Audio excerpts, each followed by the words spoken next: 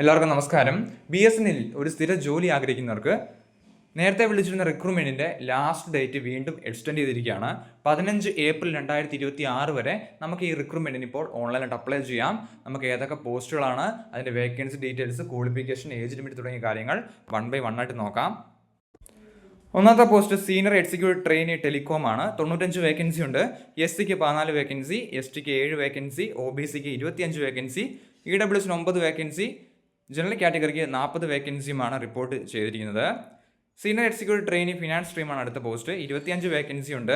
SCക്ക് 4 vacancy, STക്ക് 2 vacancy, OBCക്ക് 6 vacancy, EWSന് 2 വേക്കൻസി, ജനറൽ കാറ്റഗറിക്ക് 11 വേക്കൻസിയുമാണ് റിപ്പോർട്ട് ചെയ്തിരിക്കുന്നത്.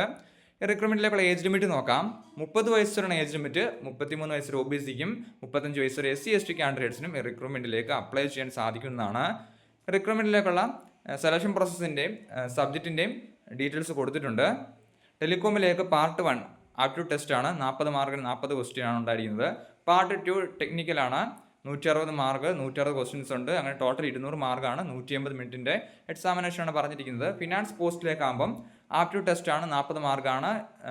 രണ്ടാമത്തത് ടെക്നിക്കൽ ഫിനാൻസ് ടെസ്റ്റാണ് ഉണ്ടായിരിക്കുന്നത്, 160 മാർക്ക്. ഇങ്ങനെ 200 മാർക്കിൻ്റെ എക്സാമിനേഷനാണ്. 180 മിനിറ്റാണ് ടൈമായിട്ട് പറഞ്ഞിരിക്കുന്നത്. റിക്രൂട്ട്മെൻറ്റിലേക്കുള്ള ക്വാളിഫിക്കേഷൻ ഡീറ്റെയിൽസ് നമുക്ക് 1 by 1 ആയിട്ട് നോക്കാം. ക്വാളിഫിക്കേഷൻ പറഞ്ഞിരിക്കുന്നത് ടെലികോം ഓപ്പറേഷൻ പോസ്റ്റിലേക്ക് bachelor of engineering, bachelor technology പഠിച്ചവർക്ക് അപ്ലൈ ചെയ്യാം. 60% മാർക്ക് നിർബന്ധമായിട്ട് ഉണ്ടായിരിക്കണം.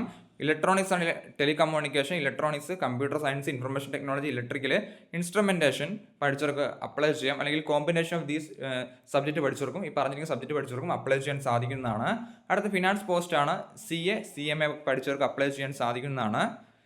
സിലബസ് ഫോർ കോമൺ ആപ്റ്റ്യൂഡ് ടെസ്റ്റിൻ്റെയൊക്കെ സിലബസ് കൊടുത്തിട്ടുണ്ട്. സോ നോട്ടിഫിക്കേഷൻ ഡൗൺലോഡ് ചെയ്യാനുള്ള ലിങ്ക് ഡിസ്ക്രിപ്ഷൻ ബോക്സിൽ കൊടുത്തേക്കാം. നോട്ടിഫിക്കേഷൻ വായിച്ച് നോക്കിയതിന് ശേഷം അപ്ലൈ ചെയ്യാൻ ആഗ്രഹിക്കുന്നവർ അപ്ലൈ ചെയ്യുക. എന്തെങ്കിലും സംശയം ഉണ്ടെങ്കിൽ കമൻറ്റ് ചെയ്യുക. താങ്ക്